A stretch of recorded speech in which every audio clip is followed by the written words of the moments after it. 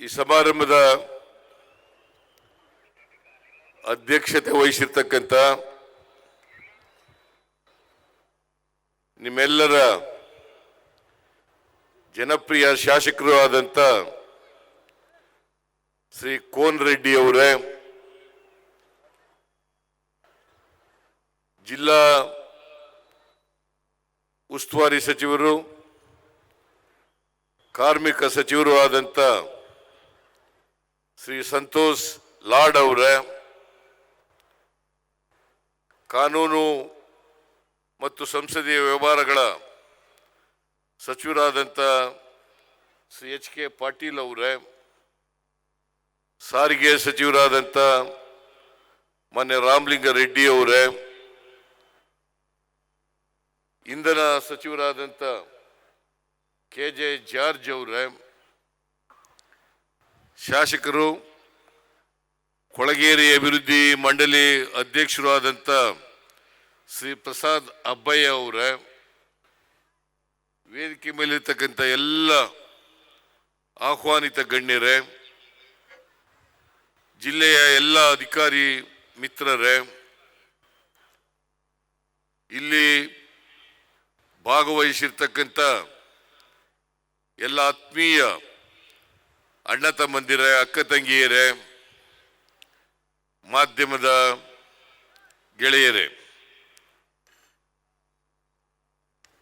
ಇವತ್ತು ನವಲಗುಂದ ವಿಧಾನಸಭಾ ಕ್ಷೇತ್ರದಲ್ಲಿ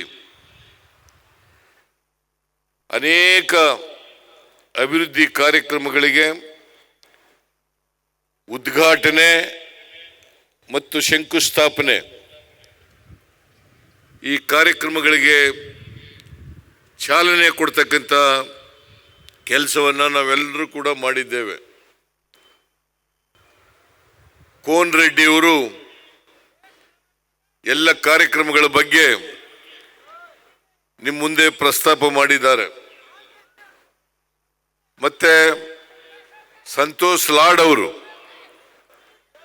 ಅವರು ಕೂಡ ಜಿಲ್ಲೆನಲ್ಲಿ ನಮ್ಮ 5 ಗ್ಯಾರಂಟಿಗಳ ಸಂಕ್ಷಿಪ್ತ ವರದಿಯನ್ನ ಕೊಟ್ಟಿದ್ದಾರೆ.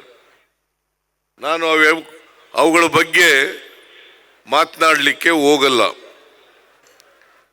ನಿಮಗೆ ನಾನು ಮನವಿ ಮಾಡ್ಕೊಳ್ಳೋದು ಇಷ್ಟೇನೆ, ನಮ್ಮ ವಿರೋಧ ಪಕ್ಷದ ಭಾರತೀಯ ಜನತಾ ಪಕ್ಷದವರು ನಮ್ಮ ಮೇಲೆ ಆರೋಪ ಮಾಡ್ತಾರೆ. ಏನಪ್ಪ ಆರೋಪ ಅಂತಂದ್ರೆ, ಗ್ಯಾರಂಟಿಗಳನ್ನು ಜಾರಿ ಕೊಟ್ಟದ್ರಿಂದ ಸರ್ಕಾರದಲ್ಲಿ ದುಡ್ಡಿಲ್ಲ, ಸರ್ಕಾರದಲ್ಲಿ ದುಡ್ಡಿಲ್ಲದೆ ಇರೋದ್ರಿಂದ ರಾಜ್ಯದ ಅಭಿವೃದ್ಧಿ ಕಾರ್ಯಕ್ರಮಗಳಿಗೆ ಹಣ ಇಲ್ಲದೆ ಇರೋದ್ರಿಂದ ಅವನ್ನ ಮಾಡ್ತಾ ಇಲ್ಲ, ಅಭಿವೃದ್ಧಿ ಮಾಡ್ತಾ ಇಲ್ಲ ಅಂತಕ್ಕಂಥ ಆರೋಪವನ್ನು ಮಾಡ್ತಾ ಇದ್ದಾರೆ. ಆದರೆ ನಾನು ನಿಮಗೆ ಈ ರಾಜ್ಯದ ಮುಖ್ಯಮಂತ್ರಿಯಾಗಿ ಹೇಳ್ತಾ ಇದ್ದೇನೆ, ಇವತ್ತು ಅನೇಕ ಕಾರ್ಯಕ್ರಮಗಳಿಗೆ ಸುಮಾರು ಕೋಟ್ಯಾಂತರ ರೂಪಾಯಿ ತಗಲ್ತಕ್ಕಂಥ ಕಾರ್ಯಕ್ರಮಗಳಿಗೆ ಶಂಕುಸ್ಥಾಪನೆ ಮತ್ತು ಉದ್ಘಾಟನೆಯನ್ನು ಮಾಡಿದ್ದೀವಿ. ಅವೆಲ್ಲ ಕಾರ್ಯಕ್ರಮಗಳಿಗೆ ಇವತ್ತು ನಾವು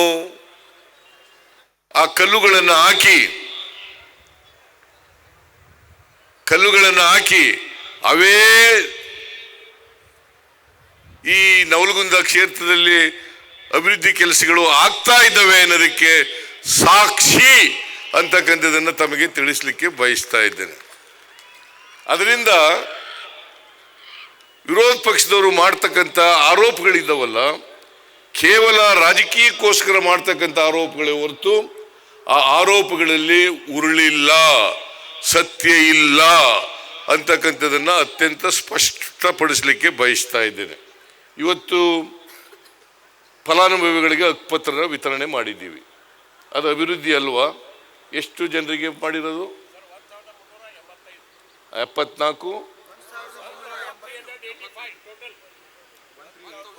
1385 1385 ಜನರಿಗೆ ವಸತಿಹೀನರಿಗೆ ಹಕ್ಕು ಪತ್ರ ಕೊಡ್ತಾ ಇರ್ತಕ್ಕಂಥದ್ದು ಅಭಿವೃದ್ಧಿನೋ ಅಭಿವೃದ್ಧಿ ಅಲ್ಲವೋ ಅಂತಕ್ಕಂಥದ್ದನ್ನ ನೀವೇ ತೀರ್ಮಾನ ಮಾಡಬೇಕು ಅಂತಕ್ಕಂಥ ಮಾತುಗಳನ್ನು ಹೇಳಲಿಕ್ಕೆ ಬಯಸ್ತಾ ಇದ್ದೇನೆ.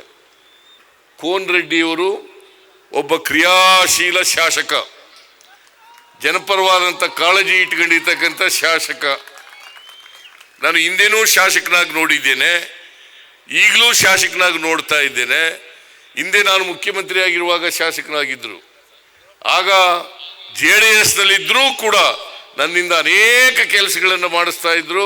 HK ಪಾಟೀಲ್ರಿಂದ ಅನೇಕ ಕೆಲಸಗಳನ್ನು ಮಾಡಿಸ್ತಾ ಇದ್ರು.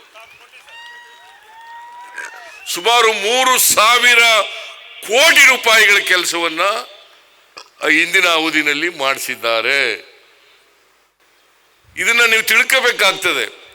ನಾವು ಯಾವ್ಯಾವಾಗ ಅಧಿಕಾರದಲ್ಲಿ ಇರ್ತೀವಿ, ಅಧಿಕಾರದಲ್ಲಿ ಇದ್ದಾಗ ಬಡವರು, ದಲಿತರು, ಹಿಂದುಳಿದವರು, ಅಲ್ಪಸಂಖ್ಯಾತರು, ರೈತರು, ಮಹಿಳೆಯರು, ಕಾರ್ಮಿಕರು ಇವರೆಲ್ಲರ ಪರವಾಗಿ ಕಾರ್ಯಕ್ರಮಗಳನ್ನು ಕೊಟ್ಟಿದ್ದೇವೆ ಅಂತಕ್ಕಂಥದ್ದನ್ನು ಹೇಳಲಿಕ್ಕೆ ಬಯಸ್ತಾ ಇದ್ದೇನೆ. ಹಿಂದೆ ನಾನು ಮುಖ್ಯಮಂತ್ರಿ ಆಗಿರುವಾಗ 2013ರಿಂದ 2017-18ರವರೆಗೆ ನಾವು ಅನೇಕ ಕಾರ್ಯಕ್ರಮಗಳನ್ನು ಕೊಟ್ಟವು. ಮತ್ತೆ ನುಡಿದಂತೆ ಯಾವುದಾದರೂ ಸರ್ಕಾರ ಇದ್ರೆ, ಜನರಿಗೆ ಕೊಟ್ಟಂತ ಮಾತುಗಳನ್ನು ಉಳಿಸ್ಕೊಳ್ಳಿದ್ರೆ ಅದು ಕಾಂಗ್ರೆಸ್ ಸರ್ಕಾರ ಅಂತಕ್ಕಂಥದ್ದನ್ನ ತಿಳಿಸ್ಲಿಕ್ಕೆ ಬಯಸ್ತಾ ಇದ್ದೇನೆ. ಕಾಂಗ್ರೆಸ್ ಸರ್ಕಾರ ಮಾತ್ರ. ಬಿಜೆಪಿಯವರು ಯಾವತ್ತೂ ಕೂಡ ಕೊಟ್ಟ ಮಾತಿನಂತೆ ನಡ್ಕೊಂಡಿಲ್ಲ.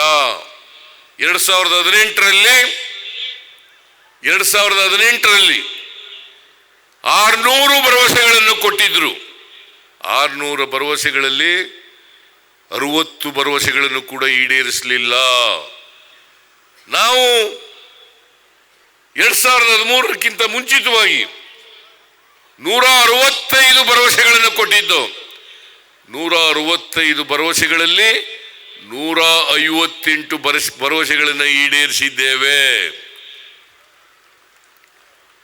ಈ ಸಾರಿ 2023ಕ್ಕಿಂತ ಮುಂಚಿತವಾಗಿ ನಡೆದಂತ ವಿಧಾನಸಭಾ ಚುನಾವಣೆಗೆ ಮುಂಚಿತವಾಗಿ ನಾವು 5 ಗ್ಯಾರಂಟಿಗಳನ್ನು ಈ ರಾಜ್ಯದ ಜನರಿಗೆ ಕೊಟ್ಟಿದ್ದು. ಅಧಿಕಾರಕ್ಕೆ ಬಂದ ತಕ್ಷಣನೇ ಈ 5 ಗ್ಯಾರಂಟಿಗಳನ್ನು ನಾವು ಜಾರಿ ಕೊಡ್ತೇವೆ ಅಂತಕ್ಕಂಥ ಮಾತುಗಳನ್ನು ಹೇಳಿದ್ದು. ನಾವು ಅಧಿಕಾರಕ್ಕೆ ಬಂದದ್ದು ಮೇ 20ನೇ ತಾರೀಕು. ಈಗ 9 ತಿಂಗಳುಗಳಾಗಿದೆ ನಾವು ಅಧಿಕಾರಕ್ಕೆ ಬಂದು. ಕೇವಲ 8 ತಿಂಗಳಲ್ಲಿ 5 ಗ್ಯಾರಂಟಿಗಳನ್ನ ಜಾರಿ ಕೊಟ್ಟಿರ್ತಕ್ಕಂಥ ಸರ್ಕಾರ ಯಾವುದಾದ್ರು ಇದ್ರೆ ಅದು ಕಾಂಗ್ರೆಸ್ ಸರ್ಕಾರ. ಕೊಟ್ಟ ಮಾತಿನಂತೆ ನಡ್ಕೊಂಡಿರ್ತಕ್ಕಂಥದ್ದು ಯಾವುದಾದ್ರೂ ಸರ್ಕಾರ ಇದ್ರೆ ಅದು ಕಾಂಗ್ರೆಸ್ ಸರ್ಕಾರ ಅಂತಕ್ಕಂಥದ್ದನ್ನ ತಿಳ್ಕೋಬೇಕಾಗ್ತದೆ. ಇಲ್ಲಿ ಬಹಳ ಜನ ಮಹಿಳೆಯರಿದ್ದಾರೆ. ನಮ್ಮ ರಾಮಲಿಂಗ ರೆಡ್ಡಿ ಅವರು ಇಲ್ಲೇ ಕೂತಿದ್ದಾರೆ. ರಾಮಲಿಂಗ ರೆಡ್ಡಿ ಅವರು ಸಾರಿಗೆ ಸಚಿವರು. ನಾವು ಹೆಣ್ಣು ಮಕ್ಕಳಿಗೆ ಸರ್ಕಾರಿ ಬಸ್ಸುಗಳಲ್ಲಿ ಟಿಕೆಟ್ ರಹಿತವಾಗಿ ರಾಜ್ಯದ ಒಳಗಡೆ ಎಲ್ಲಾದರೂ ಕೂಡ ಓಡಾಡಬಹುದು ಅಂತ ಹೇಳಿದ್ದು. ಇವತ್ತಿನವರಿಗೆ ಎಷ್ಟು ಕೋಟಿ? 160 ಕೋಟಿ. 160 ಕೋಟಿ ಮಹಿಳೆಯರು ಜೂನ್ 11ರಿಂದ ಇವತ್ತಿನವರಿಗೆ ಫ್ರೀಯಾಗಿ ದುಡ್ಡು ಟಿಕೆಟ್ ಕೊಡದೇನೆ ಪ್ರವಾಸ ಮಾಡಿರ್ತಕ್ಕಂಥದ್ದು ನಮ್ಮ ಸರ್ಕಾರದಲ್ಲಿ ಅಂತಕ್ಕಂಥದ್ದನ್ನು ತಿಳ್ಕೋಬೇಕಾಗ್ತದೆ. ಇಲ್ಲಿ ಮಹಿಳೆಯರು ಇದ್ದಾರೆ, ಹೇಳಿ, ಕೈ ಎತ್ತಿ ನೋಡೋಣ. ಇದೇ ಸಾಕ್ಷಿ 160 ಕೋಟಿ ಮಹಿಳೆಯರು ಕರ್ನಾಟಕದಲ್ಲಿ ಉಚಿತವಾಗಿ ಪ್ರಯಾಣ ಮಾಡಿದ್ದಾರೆ. ತಾಲೂಕಿನಿಂದ ತಾಲೂಕಿಗೆ, ಅವರ ಊರುಗಳಿಂದ ಕೆಲಸ ಮಾಡ್ತಕ್ಕಂಥ ಜಾಗಕ್ಕೆ, ಪಟ್ಟಣಗಳಿಂದ ಕೆಲಸ ಮಾಡ್ತಕ್ಕಂಥ ಜಾಗಕ್ಕೆ, ಜಿಲ್ಲೆಯಿಂದ ಜಿಲ್ಲೆಗೆ, ಇಡೀ ರಾಜ್ಯದಲ್ಲಿ ಫ್ರೀಯಾಗಿ ಓಡಾಡ್ತಕ್ಕಂಥ ವ್ಯವಸ್ಥೆ ಮಾಡಿರ್ತಕ್ಕಂಥದ್ದು ನಮ್ಮ ಸರ್ಕಾರ. ಸಿದ್ದರಾಮಯ್ಯನವರ ಸರ್ಕಾರ, ಕಾಂಗ್ರೆಸ್ ಸರ್ಕಾರ. ಇದನ್ನ ನೀವು ಅರ್ಥ ಮಾಡ್ಕೋಬೇಕಾಗ್ತದೆ. 160 ಕೋಟಿ ಮಹಿಳೆಯರು ಹಿಂದೆ ಯಾವಲಾರು ಆಗಿತ್ತಾ? ಹಿಂದಿನ ಸರ್ಕಾರ ಮಾಡಿದ್ರ? ಏನ್ ಬಿಜೆಪಿಯವರು ಬಹಳ ದೊಡ್ಡದಾಗಿ ಭಾಷಣ ಮಾಡ್ತಾರೆ. ಅವ್ರು ಹೇಳಿದ್ರು ಈ ಗ್ಯಾರಂಟಿಗಳು ಕೊಟ್ರೆ ಕರ್ನಾಟಕ ರಾಜ್ಯ ಆರ್ಥಿಕವಾಗಿ ದಿವಾಳಿ ಆಗ್ಬಿಡ್ತದೆ, ಆರ್ಥಿಕವಾಗಿ ದಿವಾಳಿ ಆಗ್ತದೆ. ನಾನು ಕೇಳ್ತೀನಿ, ಆರ್ಥಿಕವಾಗಿ ದಿವಾಳಿ ಆಗಿದ್ರೆ ಇಷ್ಟೊಂದು ಅಭಿವೃದ್ಧಿ ಕಾರ್ಯಕ್ರಮಗಳಿಗೆ ಶಂಕುಸ್ಥಾಪನೆ ಉದ್ಘಾಟನೆ ಮಾಡ್ಲಿಕ್ಕೆ ಸಾಧ್ಯ ಆಗ್ತಿತ್ತಾ? ನೀವೇ ಹೇಳಿ. ಇವತ್ತು ಸುಮಾರು 150 ಕೋಟಿ ರೂಪಾಯಿಗಳ ಅಭಿವೃದ್ಧಿ ಕೆಲಸಗಳು ಇವತ್ತು ನಾವು ಅದಕ್ಕೆ ಚಾಲನೆ ಕೊಟ್ಟಿದ್ರೆ ಸರ್ಕಾರದಲ್ಲಿ ದುಡ್ಡಿಲ್ಲದೆ ಹೋದರೆ ಮಾಡಲಿಕ್ಕೆ ಸಾಧ್ಯ ಇಲ್ಲ. ಸುಳ್ಳು ಕಾರ್ಯಕ್ರಮಗಳನ್ನು ಜನರ ಮುಂದೆ ಇಡ್ಲಿಕ್ಕೆ ಸಾಧ್ಯ ಆಗ್ತಿರ್ಲಿಲ್ಲ. ಇವತ್ತು ಬಸವಾದಿ ಶರಣರು ಏನು ಹೇಳಿದ್ದಾರೆ ಅಂತೆ, ನಮಗೆ ಪ್ರೇರಣೆ ಏನಪ್ಪಾ ಅಂತಂದ್ರೆ ಬಸವಾದಿ ಶರಣರು ನುಡಿದಂತೆ ನಡೆದಂಥವರು, ಅದರಲ್ಲಿ ನಂಬಿಕೆ ಇಟ್ಕೊಂಡಿರ್ತಕ್ಕಂಥವ್ರು. ಅದನ್ನ ಕಾಂಗ್ರೆಸ್ ಸರ್ಕಾರ ಚಾಚೂ ತಪ್ಪದೆ ಪಾಲನೆ ಮಾಡ್ತಾ ಇದ್ದೀವಿ. ಇವತ್ತು ಶಕ್ತಿ ಯೋಜನೆ ಕಾರ್ಯಕ್ರಮ ಜಾರಿಯಾಗಿದೆ, ಗೃಹ ಜ್ಯೋತಿ ಕಾರ್ಯಕ್ರಮ ಜಾರಿಯಾಗಿದೆ, ಅನ್ನಭಾಗ್ಯ ಕಾರ್ಯಕ್ರಮ ಜಾರಿಯಾಗಿದೆ, ಗೃಹಲಕ್ಷ್ಮಿ ಕಾರ್ಯಕ್ರಮ ಜಾರಿಯಾಗಿದೆ, ಯುವ ನಿಧಿ ಕಾರ್ಯಕ್ರಮ ಜಾರಿಯಾಗಿದೆ. 1,20,00,000 ಕುಟುಂಬಗಳಿಗೆ ಪ್ರತಿ ಕುಟುಂಬಕ್ಕೆ 4,000 ರಿಂದ 5,000 ರೂಪಾಯಿ ಇವತ್ತು ಕೊಟ್ಟಿದ್ರೆ ಅದು ನಮ್ಮ ಸರ್ಕಾರ ಅಂತಕ್ಕಂಥದ್ದನ್ನ ತಮಗೆ ತಿಳಿಸ್ಲಿಕ್ಕೆ ಬಯಸ್ತಾ ಇದ್ದೇನೆ. ಇಲ್ಲಿ ಮನೆ ಯಜಮಾನಿರು ಇರಬೇಕು. ಮನೆ ಯಜಮಾನಿರು ಅವ್ರಿಗೆ ಪ್ರತಿ ತಿಂಗಳಿಗೆ 2,000 ರೂಪಾಯಿ ಅವರ ಅಕೌಂಟ್ಗೆ ನೇರವಾಗಿ ವರ್ಗಾವಣೆ ಮಾಡ್ತಕ್ಕಂಥದ್ದು. ಗೃಹ ಜ್ಯೋತಿ ಕಾರ್ಯಕ್ರಮದಲ್ಲಿ 200 ಯೂನಿಟ್ ವರೆಗೆ ಯಾರು ಕೂಡ 1 ರೂಪಾಯಿ ಕೊಡಬೇಕಾಗಿಲ್ಲ. ಅನ್ನಭಾಗ್ಯ ಕಾರ್ಯಕ್ರಮದಲ್ಲಿ ಪ್ರತಿಯೊಬ್ಬರಿಗೆ ಪ್ರತಿ ತಿಂಗಳಿಗೆ 170 ರೂಪಾಯಿ, 5 kg ಅಕ್ಕಿ ಬದಲಿಗೆ 170 ರೂಪಾಯಿ. ಯುವ ನಿಧಿ ಕಾರ್ಯಕ್ರಮದಲ್ಲಿ ಯಾರು 2022-23ರಲ್ಲಿ ಪರೀಕ್ಷೆ ತಗೊಂಡಿದ್ದಾರೆ, 6 ತಿಂಗಳೊಳಗಡೆ ಕೆಲಸ ಸಿಕ್ಕಿಲ್ಲ, ಅವರಿಗೆ ನಿರುದ್ಯೋಗಿ ಪದವೀಧರರಿಗೆ, ಡಿಪ್ಲೊಮಾ ಹೋಲ್ಡರ್ಸ್ಗಳಿಗೆ 3,000 ರೂಪಾಯಿ ಪದವೀಧರರಿಗೆ ಮತ್ತು ಡಿಪ್ಲೊಮಾ ಹೋಲ್ಡರ್ಸ್ಗಳಿಗೆ 1,500 ರೂಪಾಯಿ. ಇದನ್ನ ಇವತ್ತು ಜಾರಿ ಕೊಟ್ಟಿದ್ದೀವಿ. ಬಹಳ ವಿಶೇಷವಾಗಿ ನೀವೆಲ್ಲರೂ ಕೂಡ ಗಮನಿಸಬೇಕಾಗಿರೋದು ಅಂತಂದ್ರೆ ಈ ಎಲ್ಲ ಕಾರ್ಯಕ್ರಮಗಳಲ್ಲೂ ಕೂಡ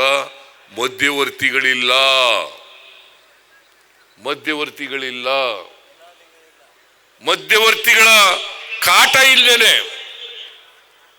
ಲಂಚ ಇಲ್ಲದೇನೆ ನೇರವಾಗಿ ಫಲಾನುಭವಿಗಳ ಅಕೌಂಟಿಗೆ ಹಣ ವರ್ಗಾವಣೆ ಮಾಡ್ತಾ ಇರ್ತಕ್ಕಂಥದ್ದು ಇದೇ ಮೊದಲು ಅಂತಕ್ಕಂಥದ್ದನ್ನ ತಿಳ್ಕೋಬೇಕಾಗ್ತದೆ.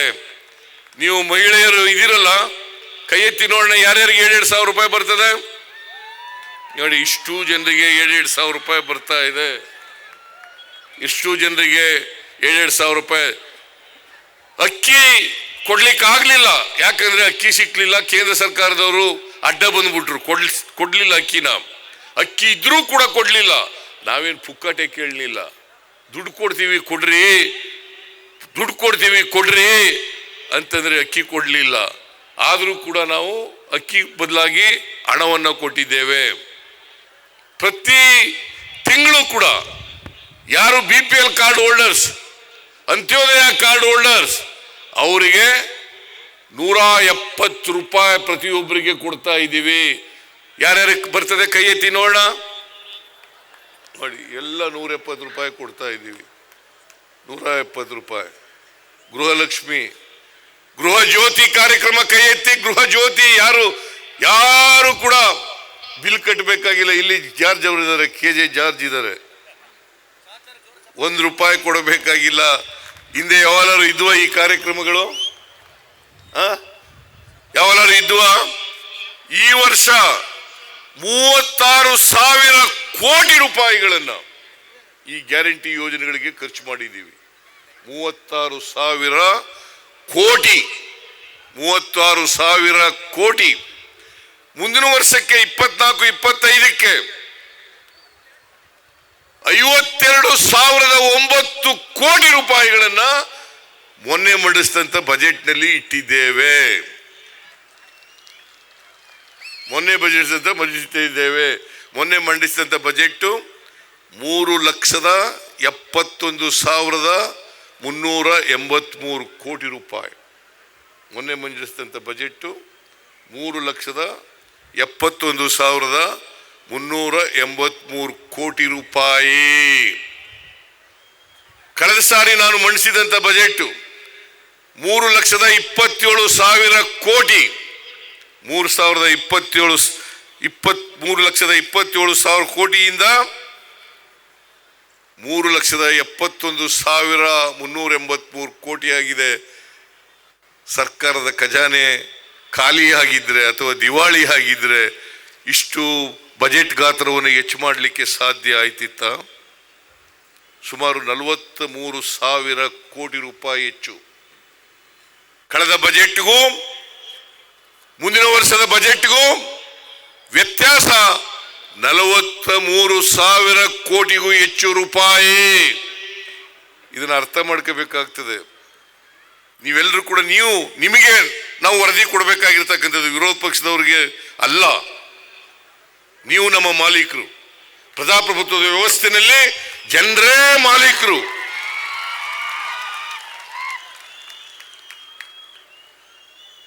ಆದ್ರಿಂದ ನೀವು ಆಶೀರ್ವಾದ ಮಾಡೋರು. ನಾನು ಇದೇ ಚುನಾವಣೆಗಿಂತ ಪೂರ್ವದಲ್ಲಿ ಇದೇ ಜಾಗದಲ್ಲಿ ಬಂದು ಭಾಷಣ ಮಾಡಿದ್ದೆ. ಪ್ರಜಾಧ್ವನಿ ಕಾರ್ಯಕ್ರಮದಲ್ಲಿ ಬಂದಿದ್ದಾಗ ನಾವು ಇನ್ನೂ ಕ್ಯಾಂಡಿಡೇಟ್ ತೀರ್ಮಾನ ಮಾಡಿರಲಿಲ್ಲ. ಆದರೂ ಕಾಂಗ್ರೆಸ್ಗೆ ನೀವು ಆಶೀರ್ವಾದ ಮಾಡಬೇಕು. ನಾವು ಯಾರನ್ನೇ ಅಭ್ಯರ್ಥಿ ಮಾಡಿದ್ರು ಕೂಡ ನೀವು ಬೆಂಬಲಿಸಬೇಕು, ಆಶೀರ್ವಾದ ಮಾಡಬೇಕು ಅಂತ ನಿಮ್ಮಲ್ಲಿ ಮನವಿಯನ್ನು ಮಾಡಿದ್ದೆ. ನಮ್ಮ ಮನವಿಯನ್ನು ಮನ್ನಿಸಿ ನೀವೆಲ್ಲರೂ ಕೂಡ ಕಾಂಗ್ರೆಸ್ನ ಅಭ್ಯರ್ಥಿಯನ್ನು ಗೆಲ್ಲಿಸಿದ್ದೀರಿ, ಕೋನ್ ರೆಡ್ಡಿ ಅವರನ್ನ. ಅದಕ್ಕಾಗಿ ನಿಮಗೆ ಕೋಟಿ ಕೋಟಿ ನಮಸ್ಕಾರಗಳನ್ನು ಹೇಳಲಿಕ್ಕೆ ಬಯಸ್ತಾ ಇದ್ದೇನೆ. ಆಮೇಲೆ ಹಣಕಾಸಿನ ಇದರಲ್ಲಿ ಈ ಭಾರತೀಯ ಜನತಾ ಪಕ್ಷದವರು ಹೆಂಗಾಗಿದ್ದಾರೆ ಅಂತಂದ್ರೆ, ಕೊಲೆ ಬಸವ ಅಂತ ಇರ್ತದೆ ನಮ್ಮ ಕಡೆ. ಕೊಲೆ ಬಸವ ನಿಮ್ಮ ಕಡೆನೇ ಇದೆಯೇನೋ ಗೊತ್ತಿಲ್ಲ ನನಗೆ. ಇದೆಯಾ? ನೀನು ಸೀತೆ ಮದುವೆ ಆಯ್ತಿ ಅಂದ್ರೆ ತಲೆ ಕುಣಿಸ್ತದೆ, ಹಿಂಗೆ ಸೀತೆ ಮದುವೆ ಆಗಲ್ವಾ ಅಂದ್ರೆ ಹಿಂಗಂತದೆ. ಹಂಗೆ ಬಿಜೆಪಿ ಅವರು ಏನ್ ಹೇಳ್ತಾರೆ, ನರೇಂದ್ರ ಮೋದಿ ಅವರು ಏನ್ ಹೇಳ್ತಾರೆ, ಅಮಿತ್ ಶಾ ಏನ್ ಹೇಳ್ತಾರೆ, ನಡ್ಡಾ ಏನ್ ಹೇಳ್ತಾರೆ, ಹಂಗೆ ತಲೆ ಕುಣಿಸ್ತಾರೆ, ಇಲ್ಲರ ತಲೆ ಅಳ್ಳಾಡಿಸ್ತಾರೆ. ಇವ್ರಿಗೆ 25 ಜನ MP ಗೆಲ್ಲಿಸ್ಕೊಟ್ಟಿದ್ದೀವಿ. ಇಲ್ಲಿ ಬಹಳ ದಿನಗಳಿಂದ, ಸುಮಾರು 10 ವರ್ಷಗಳಿಂದ ಕಳಸಾ ಬಂಡೂರಿ ನಾಲಾ ಹೋರಾಟ ನಡೀತಾ ಇದೆ. ನೋಟಿಫಿಕೇಶನ್ ಕೂಡ ಆಗಿದೆ.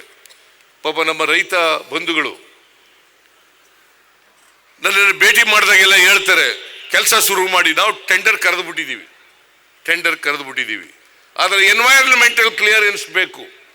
ಎನ್ವೈರನ್ಮೆಂಟಲ್ ಕ್ಲಿಯರೆನ್ಸ್ ಅನ್ನ ಕೊಡಿಸ್ಬೇಕಾಗಿರೋರು ಕೇಂದ್ರ ಸರ್ಕಾರದವರು. ಇಲ್ಲಿನ MP ಸಚಿವರಾಗಿದ್ದಾರೆ ಮಿಸ್ಟರ್ ಪ್ರಹ್ಲಾದ್ ಜೋಶಿ.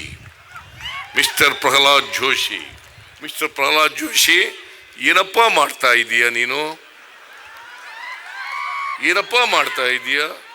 ಕೊಡಿಸ್ಬೇಕಾ ಬೇಡ? The ball is in the court of government of India. ನಮ್ಮಿಂದ ಅಲ್ಲ. ನಾವು ಇವತ್ತು ಎನ್ವೈರನ್ಮೆಂಟಲ್ ಕ್ಲಿಯರೆನ್ಸ್ ಕೊಟ್ಟರೆ ನಾಳೆನೇ ಕೆಲಸ ಪ್ರಾರಂಭ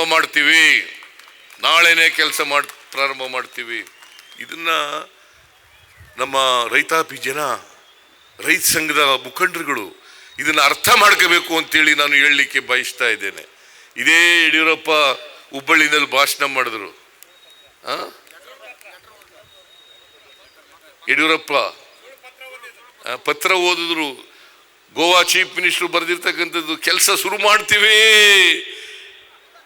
ಚುನಾವಣೆಗೋಸ್ಕರ, ಏನ್ ಬೇಕಾದ್ರೂ ಭರವಸೆ ಕೊಡ್ತಾರೆ. ಯಾರಾದರೂ ಹೆಚ್ಚು ಸುಳ್ಳು ಹೇಳ್ತಕ್ಕಂಥ ಪಕ್ಷ ಇದ್ರೆ ಅದು ಭಾರತೀಯ ಜನತಾ ಪಕ್ಷ. ಯಾರಾದರೂ ಈ ದೇಶದಲ್ಲಿ ಸ್ವಾತಂತ್ರ್ಯ ಬಂದ ಮೇಲೆ ಹೆಚ್ಚು ಸುಳ್ಳು ಹೇಳಿರ್ತಕ್ಕಂಥ ಪ್ರಧಾನಮಂತ್ರಿ ಯಾರು ಇದ್ರೆ ಅದು ಶ್ರೀಮಾನ್ ನರೇಂದ್ರ ಮೋದಿಯವರು. ನಿಮಗೆ 15 ಲಕ್ಷ ರೂಪಾಯಿ ಚುನಾವ್ 10 ವರ್ಷಗಳ ಹಿಂದೆ ಹೇಳಿದ್ದು. 10 ವರ್ಷಗಳ ಹಿಂದೆ ನಾವು ವಿದೇಶದಲ್ಲಿರ್ತಕ್ಕಂಥ ಕಪ್ಪು ಹಣ ತಗೊಬಂದು ಪ್ರತಿ ಮನೆಗೆ 15 ಲಕ್ಷ ರೂಪಾಯಿ ಕೊಟ್ಬಿಡ್ತೀವಿ ಅಂತಂದ್ರು. ಬಂತ ನಿಮ್ಗೆ 15 ರೂಪಾಯಿ? ಯಾರು ಬಂತೇನ್ರಿ? ಬರಲಿಲ್ಲ. 2 ಕೋಟಿ ಹುದ್ದೆಗಳನ್ನು ಪ್ರತಿ ವರ್ಷ ಸೃಷ್ಟಿ ಮಾಡ್ತೀವಿ ಅಂತ ಹೇಳಿದ್ರು, ಮಾಡಲಿಲ್ಲ. ಅಚ್ಚೇ ದಿನ ಹೆಂಗೆ ಅಂತಂದ್ರು, ಬರಲಿಲ್ಲ. ಬಂತ? ಅಚ್ಚೇ ದಿನ ಹಿಂಗೆ. ಇವತ್ತು ಪೆಟ್ರೋಲ್, ಡೀಸೆಲ್, ಗ್ಯಾಸ್, ಅಡಿಗೆ ಅನಿಲ ಅವು ಬೆಲೆಗಳೆಲ್ಲ ಏನಾಗಿದ್ದಾವೆ? ಇವತ್ತು ಏನಾಗಿದ್ದಾವೆ? ಅಚ್ಚೇ ದಿನ ಹೆಂಗೆ? ಎಲ್ಲಪ್ಪ ಬಂತು ಮಿಸ್ಟರ್ ನರೇಂದ್ರ ಮೋದಿಜಿ? ಎಲ್ರಿ ಬಂತು? ರೈತರ ಆದಾಯವನ್ನು ದುಪ್ಪಟ್ಟು ಮಾಡುತ್ತೇನೆ, ರೈತರ ಆದಾಯವನ್ನು ದುಪ್ಪಟ್ಟು ಮಾಡುತ್ತೇನೆ. ದುಪ್ಪಟ್ಟು ಆಯ್ತಾ?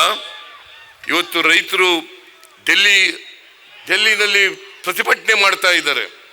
ನೀವು ನಮಗೆ MSP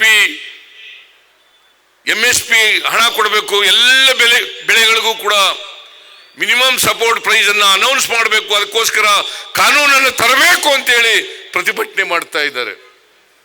ಮಾಡಿದ್ರೆ ಯಾಕೆ ಪ್ರತಿಭಟನೆ ಮಾಡ್ತಾ ಇದ್ರು? ಅವ್ರ ಆದಾಯ ದುಪ್ಪಟ್ಟಾಗಿದ್ರೆ ಯಾಕೆ ಮಾಡ್ತಾ ಇದ್ರು? ಇದು ಇವತ್ತು ಚರ್ಚೆ ಆಗ್ಬೇಕಾಗಿರ್ತಕ್ಕಂಥ ವಿಚಾರ. ಇದನ್ನ ಎಲ್ಲ ರೈತಾಪಿ ಜನ ಅರ್ಥ ಮಾಡ್ಕೋಬೇಕು. ಇವತ್ತು ನಾವು ಅಧಿಕಾರಕ್ಕೆ ಬಂದ ಮೇಲೆ ಕೇವಲ 9 ತಿಂಗಳಾಗಿರೋದು ಈ ಸರಿ ಅಧಿಕಾರಕ್ಕೆ ಬಂದು.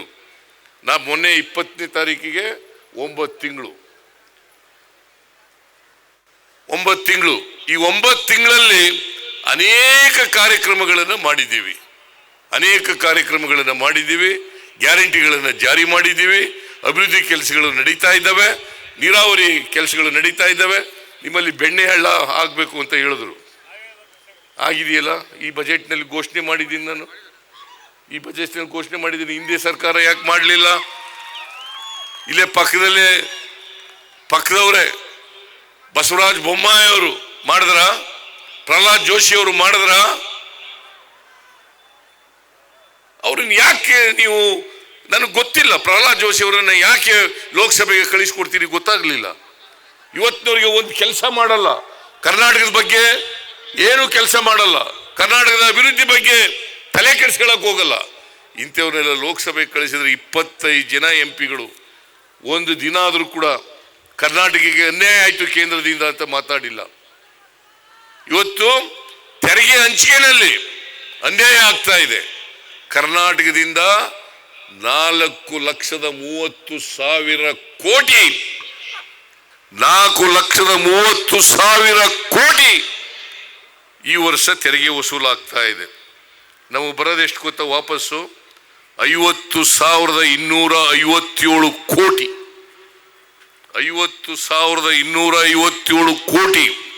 100 ರೂಪಾಯಿ ತೆರಿಗೆ ಕರ್ನಾಟಕದಿಂದ ಕೊಟ್ಟರೆ ನಮಗೆ ವಾಪಸ್ ಬರೋದು ಬರೀ 13 ಕೋಟಿ ರೂಪಾಯಿಗಳು ಮಾತ್ರ. 13 ರೂಪಾಯಿ 100 ರೂಪಾಯಿನಲ್ಲಿ ನಮಗೆ ವಾಪಸ್ ಬರೋದು 13 ರೂಪಾಯಿ. ಇದು ಅನ್ಯಾಯ ಅಲ್ವಾ? ಈ ಅನ್ಯಾಯನ 25 ಜನ MP ಗಳು ಯಾವತ್ತಾರು ಒಂದು ದಿನ ಪಾರ್ಲಿಮೆಂಟ್ ನಲ್ಲಿ ಪ್ರಶ್ನೆ ಮಾಡಿದಾರ? ಅನ್ಯಾಯ ಆದರೂ ಪರವಾಗಿಲ್ಲ ಕರ್ನಾಟಕಕ್ಕೆ ಅಂತೇಳಿ ಇಲ್ಲಿರ್ತಕ್ಕಂಥ ಕರ್ನಾಟಕದ BJPಯವರು ಕೇಂದ್ರ ಸರ್ಕಾರವನ್ನ ಬೆಂಬಲಿಸ್ತಾ ಇದ್ದಾರಲ್ಲ, ಇದು ನ್ಯಾಯನಾ? ಇದು ನ್ಯಾಯನಾ? ಇದನ್ನ ಕೇಳಿದ್ರೆ ಕಾಲ್ ಕೆರ್ಕೊಂಡು ಜಗಳಕ್ಕೆ ಹೋಯ್ತಾರೆ ಅಂತ ಹೇಳೋದು, ಕಾಲ್ ಕೆರ್ಕೊಂಡು ಜಗಳಕ್ಕೆ ಹೋಯ್ತಾರೆ ಅಂತ ಹೇಳೋದು. ನ್ಯಾಯ ಕೇಳಬೇಕು ಬೇಡ? HK ಪಾಟೀಲ್ರು ರೆಸಲ್ಯೂಷನ್ ಅನ್ನು ಮಂಡಿಸಿದ್ರು, ಇದ್ರ ಬಗ್ಗೆ ಮಂಡಿಸಿದ್ರು. ಯಾಕಂತಂದ್ರೆ ಕೇಂದ್ರ ಸರ್ಕಾರದ ಮೇಲೆ ಒತ್ತಡ ತರೋಣ. ಈ ಅನ್ಯಾಯ 16ನೇ ಹಣಕಾಸಿನ ಆಯೋಗದಲ್ಲೂ ಕೂಡ ಮುಂದುವರಿಯಬಾರದು. ನಮಗೆ ನ್ಯಾಯಯುತವಾಗಿ ಬರಬೇಕು. ಇದೇ ನರೇಂದ್ರ ಮೋದಿ ಅವರು ಗುಜರಾತಿನ ಚೀಫ್ ಮಿನಿಸ್ಟರ್ ಆಗಿದ್ದಾಗ ನಾವೇನು ಭಿಕ್ಷುಕರ? ಗುಜರಾತ್ನವರು ಭಿಕ್ಷುಕರ? ಗುಜರಾತ್ನಿಂದ ₹1 ತೆರಿಗೆ ವಸೂಲು ಮಾಡಬೇಡಿ, ನಾವು ನಿಮ್ಮನ್ನು ಕೇಳಲ್ಲ, ನಾವು ನಿಮಗೆ ಕೊಡಲ್ಲ ಅಂತ ಹೇಳಿದ್ರು. ಇದೇ ನರೇಂದ್ರ ಮೋದಿ ಅವರು ಗುಜರಾತ್ನ ಚೀಫ್ ಮಿನಿಸ್ಟರ್ ಆಗಿರುವಾಗ ಈಗ ಹೇಳ್ತಾರೆ ದೇಶ ಹೊಡಿತಕ್ಕಂಥ ಕೆಲಸ ಮಾಡ್ತಾ ಇದ್ದಾರೆ ಅಂತೇಳಿ. ಅವತ್ತು ತೆರಿಗೆ ವಸೂಲು ಮಾಡಬೇಡಿ ಗುಜರಾತ್ನಿಂದ, ನಾವು ನಿಮಗೆ ಕೊಡಲ್ಲ, ನೀವು ನಮಗೆ ಕೊಡಬೇಡಿ ಅಂತ ಹೇಳಿದ್ರಲ್ಲ. ನರೇಂದ್ರ ಮೋದಿಜಿ ಗುಜರಾತ್ ಚೀಫ್ ಮಿನಿಸ್ಟರ್ ಆಗಿರುವಾಗ ಒಂದು ನಾಲಿಗೆ, ಈಗ ಪ್ರಧಾನಮಂತ್ರಿಗಳಾದಾಗ ಇನ್ನೊಂದು ನಾಲಿಗೆ. ಈ ತರದ ಇಬ್ಬಂದಿ ನಾಲಿಗೆ ಇರಬಾರದು ಎಲ್ಲ ರಾಜ್ಯಗಳಿಗೂ ಕೂಡ. ಯಾಕಂದ್ರೆ ತೆರಿಗೆ ವಸೂಲಾಗೋದು ರಾಜ್ಯಗಳಿಂದ. ರಾಜ್ಯ ಸುಭದ್ರವಾಗಿದ್ರೆ ಕೇಂದ್ರ ಸುಭದ್ರವಾಗಿರ್ತದೆ. ರಾಜ್ಯ ದುರ್ಬಲ ಆದರೆ ಕೇಂದ್ರ ದುರ್ಬಲ ಆಗ್ತದೆ. ಇದರಲ್ಲಿ ನಂಬಿಕೆ ಇಟ್ಕೊಂಡಿರ್ತಕ್ಕಂಥವ್ರು ನಾವು ಒಕ್ಕೂಟದ ವ್ಯವಸ್ಥೆನಲ್ಲಿದ್ದೀವಿ. ಒಕ್ಕೂಟದ ವ್ಯವಸ್ಥೆ, ನೀವು ಕೊಡ್ತಕ್ಕಂಥ ತೆರಿಗೆ ಕೇಂದ್ರ ಸರ್ಕಾರ ಏನು ನೋಟ್ ಪ್ರಿಂಟ್ ಮಾಡ್ಕೊಳ್ಳಲ್ಲ. ನೀವು ಕೊಡ್ತಕ್ಕಂಥ ತೆರಿಗೆಯನ್ನ ನಮಗೆ ನ್ಯಾಯಯುತವಾಗಿ ವಾಪಸ್ ಕೊಡಿ ಅಂತ ಹೇಳಿದ್ರೆ ಜಗಳ ಮಾಡ್ತೀರಿ ಅಂತಾರಲ್ಲ, ಅವ್ರನ್ನ ಕೇಂದ್ರ ಸರ್ಕಾರದವ್ರನ್ನ ಸಮರ್ಥನೆ ಮಾಡ್ತಾರಲ್ಲ. ಇದು 7 ಕೋಟಿ ಕನ್ನಡಿಗರಿಗೆ ಮಾಡ್ತಕ್ಕಂಥ ದ್ರೋಹ ಅಂತಕ್ಕಂಥದ್ದು ನೀವೆಲ್ಲರೂ ಕೂಡ ಅರ್ಥ ಮಾಡ್ಕೋಬೇಕಾಗ್ತದೆ. 7 ಕೋಟಿ ಕನ್ನಡಿಗರಿಗೆ ಮಾಡ್ತಕ್ಕಂಥ ದ್ರೋಹ ಇದು ಸರಿನಾ? ನೀವು ಒಪ್ಕೋತೀರೇನ್ರಿ? ಒಪ್ಕೊಳ್ಳಲ್ಲ, ಒಪ್ಕೋಬಾರದು. ಇಲ್ಲದೆ ಹೋದ್ರೆ ಕರ್ನಾಟಕಕ್ಕೆ ಅನ್ಯಾಯ ಆಗ್ತದೆ. ನಮಗೆ ನ್ಯಾಯಯುತವಾಗಿ ಹಣ ಬಂದಿದ್ರೆ ಇನ್ನೂ ಹೆಚ್ಚು ಕೆಲಸಗಳನ್ನು ಮಾಡಲಿಕ್ಕೆ ಸಾಧ್ಯ ಆಗ್ತದೆ. ಹೆಚ್ಚು ರಸ್ತೆಗಳು ಮಾಡಲಿಕ್ಕೆ, ಹೆಚ್ಚು ಸೇತುವೆಗಳನ್ನು ಮಾಡಲಿಕ್ಕೆ, ಹೆಚ್ಚು ಮನೆಗಳನ್ನು ಕೊಡಲಿಕ್ಕೆ, ಹೆಚ್ಚು ರೈತರಿಗೆ ಸಹಾಯ ಮಾಡಲಿಕ್ಕೆ, ಹೆಚ್ಚು ನೀರಾವರಿ ಪ್ರದೇಶಗಳನ್ನು ಮಾಡಲಿಕ್ಕೆ ಸಾಧ್ಯ ಆಗ್ತದೆ ಅಂತಕ್ಕಂಥ ತಿಳ್ಕೋಬೇಕಾಗ್ತದೆ. ಅದಕ್ಕೋಸ್ಕರ ನಮಗೆ ನ್ಯಾಯಯುತವಾಗಿ, ನಾನು ಉತ್ತರದ ರಾಜ್ಯಗಳಿಗೆ ಕೊಡಬೇಡಿ ಅಂತ ಹೇಳಲ್ಲ. ನೀವು ನಿಮಗೆ ಕೊಡ್ತೀವಲ್ಲ ನಾವು ಹಣ, ಆ ಹಣದಲ್ಲಿ ಕೊಡಿ ಅವರಿಗೆ, ಉತ್ತರ ಭಾರತದವರಿಗೆ ಹಣದಲ್ಲಿ ಕೊಡಿ. ಉತ್ತರ ಪ್ರದೇಶಕ್ಕೆ, ಬಿಹಾರಕ್ಕೆ, ಮಧ್ಯಪ್ರದೇಶಕ್ಕೆ, ಗುಜರಾತ್ಗೆ, ರಾಜಸ್ಥಾನಕ್ಕೆ ಅವಕ್ಕೆಲ್ಲ ಕೊಡಿ. ಆದರೆ ಕರ್ನಾಟಕಕ್ಕೆ ನ್ಯಾಯಯುತವಾಗಿ ಬರಬೇಕಾದಂಥ ಹಣವನ್ನು ಕೊಡಿ. ನಮ್ಮ ತೆರಿಗೆ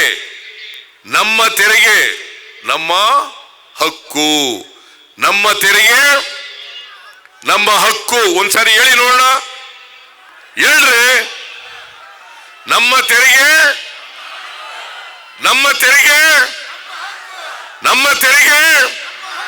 ನಿಮ್ಮೆಲ್ಲರಿಗೂ ನಮಸ್ಕಾರ. ನ್ಯೂಸ್ ಫಸ್ಟ್, ನಿರ್ಭೀತಿಯಿಂದ ನಿಮ್ಮ ಪರವಾಗಿ.